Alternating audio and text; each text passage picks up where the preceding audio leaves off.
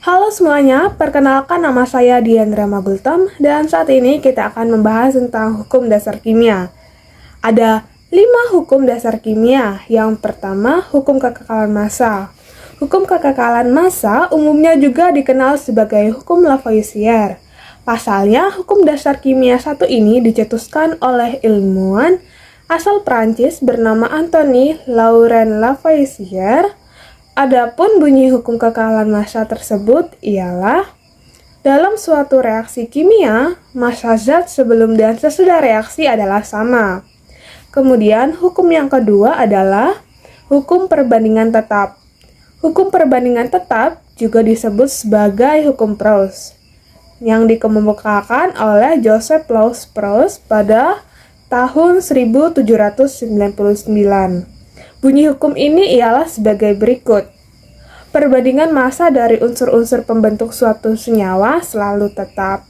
Kemudian yang ketiga adalah hukum perbandingan berganda. Hukum satu ini disebut juga sebagai hukum Dalton yang dikemukakan oleh John Dalton pada tahun 1803. Hukum ini sendiri menyebut bahwa jika dua unsur dapat membentuk lebih dari satu senyawa dan jika massa salah satu unsur tersebut dalam senyawa-senyawa tersebut adalah sama, maka perbandingan massa unsur yang lain dalam senyawa-senyawa tersebut merupakan bilangan bulat dan sederhana. Kemudian hukum yang keempat yaitu hukum perbandingan volume. Bunyi hukum perbandingan volume ialah sebagai berikut. Jika diukur pada suhu dan tekanan yang sama, maka volume gas yang bereaksi dan gas hasil reaksi berbanding sebagai bilangan bulat dan sederhana. Hukum perbandingan volume sendiri kerap dikenal sebagai hukum Gay-Lussac, sebab dikemukakan oleh Joseph Gay-Lussac pada tahun 1808. Kemudian hukum yang kelima ataupun hukum yang terakhir ialah hukum hipotesis Avogadro. Seperti namanya, hukum hipotesis ini dicetuskan oleh ilmuwan asal Italia bernama Amedeo Avogadro pada tahun 1811. Hukum ini sendiri memiliki teori bahwa gas-gas yang volumenya sama jika diukur dengan suhu dan tekanan yang sama, maka akan memiliki jumlah molekul yang sama pula. Dan saat ini kita akan membahas secara rinci mengenai hukum yang pertama yaitu hukum kekekalan massa atau hukum Lavoisier dan hukum yang kelima yaitu hukum hipotesis Avogadro. Hukum Lavoisier seperti yang sudah kita sebutkan tadi bahwa ditemukan oleh Antoine Laurent Lavoisier. Lavoisier memaparkan hasil penemuannya mengenai proses respirasi dan pembakaran yang terjadi karena adanya reaksi kimia dengan zat yang ada di udara. Lavoisier menyebutkan bahwa oksigen berperan besar dalam proses pembakaran. Hasil penelitian itu pula lah yang menjadi landasan atas terbentuknya hukum kekekalan massa atau yang seringkali disebut sebagai hukum Lavoisier. Nah, sekarang kita sudah tahu kan kalau hukum Lavoisier itu sama saja dengan hukum kekekalan massa yang bunyinya jumlah massa zat sebelum reaksi sama dengan jumlah zat setelah reaksi. Lavoisier sampai pada kesimpulannya tersebut atas hasil percobaannya, yaitu percobaannya membakar raksa. Nah, ketika raksa tersebut dibakar, Lavoisier sempat kaget karena jumlah massa raksa tersebut bertambah dari jumlah massa ketika sebelum dibakar. Nah, kok bisa ya?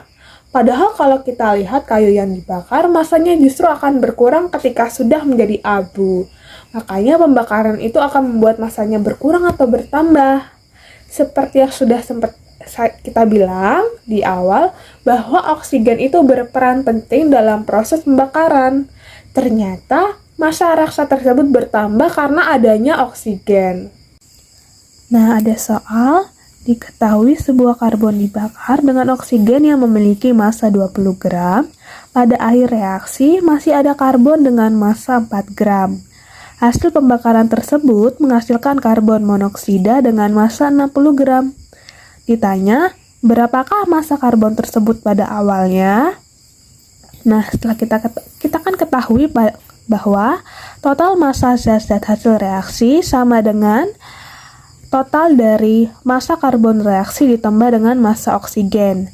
Nah, total massa zat reaksinya berapa? Kita ketahui yaitu adalah 60 gram ya. Nah, 60 gram sama dengan massa karbon reaksinya kita belum ketahui, kita tulis saja X.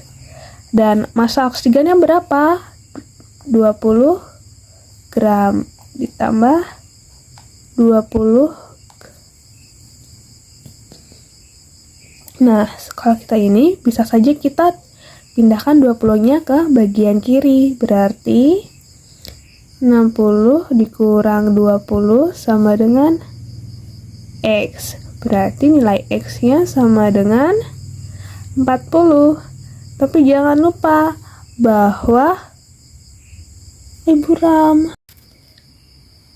Tapi kita jangan lupakan kalau masih ada 4 gram yang tersisa. Nah, berarti ini tidak termasuk ke dalam total massa. Berarti total semuanya dari massa karbon raksa adalah karbon reaksi dengan 40 ditambah 4, yaitu 44 gram. Selesai. Kemudian hukum yang kelima yaitu hukum Avogadro. Hukum ini ditemukan oleh ilmuwan bernama Lorenzo Romano Amedeo Carlo Avogadro atau yang lebih dikenal dengan nama Amedeo Avogadro. Avogadro dikenal atas kontribusinya terhadap ilmu pengetahuan terkait dengan hukum Avogadro, yakni sebagai hukum yang menyatakan mengenai hubungan antara volume suatu gas dengan jumlah molekulnya.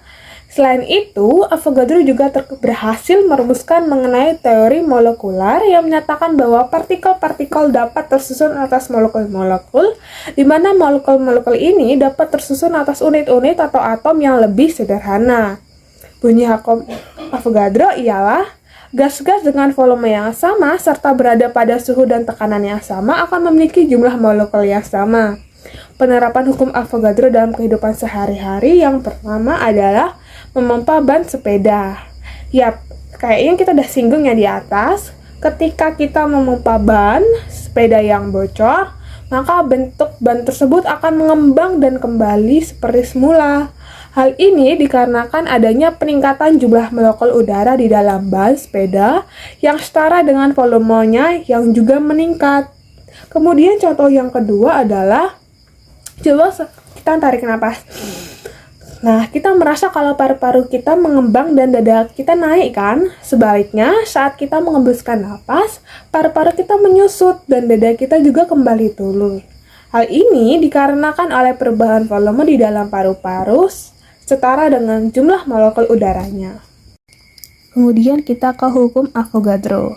Nah, kita punya rumus seperti ini, F1 per N1 sama dengan F2 per N2. Kita punya soal, yaitu N2 direaksikan oleh H2 sama dengan NH3. Nah, sebelum kita mengerjakan ini, kita harus menyamakan bagian kiri dengan bagian kanan terlebih dahulu. Nah, di sini N-nya ada 2. N. Nah, di sini N-nya ada 2, di sini ada 1, berarti kita harus kalikan dengan 2. Nah, di sini hanya ada 6. Nah, di sini ada 2, berarti harus kita kalikan dengan 3. Nah, setelah ini kita buat lebih jelasnya seperti ini. N ini N2 ditambah NH2 sama dengan NH3. Nah, di sini N ada 1 kan? 1. Kita bandingkan dengan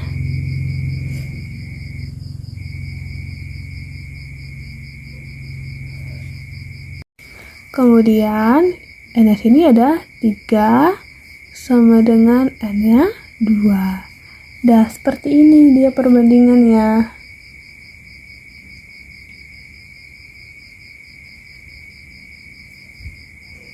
Jadi, perbandingan jumlah volume gas yang terlibat dalam reaksi tersebut adalah 1:3 sama dengan 2.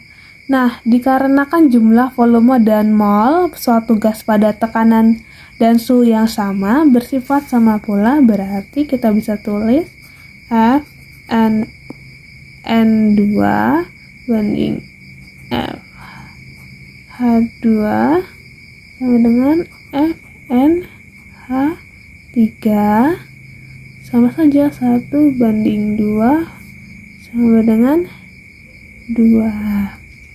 Jadi perbandingan jumlah volume gas yang terlibat dalam reaksi tersebut sama dengan jumlah perbandingan molnya. Nah, terima kasih. Nah, sekian dari saya. Semoga kita semua paham ya dengan hukum dasar ilmu kimia ini. Dan sampai jumpa.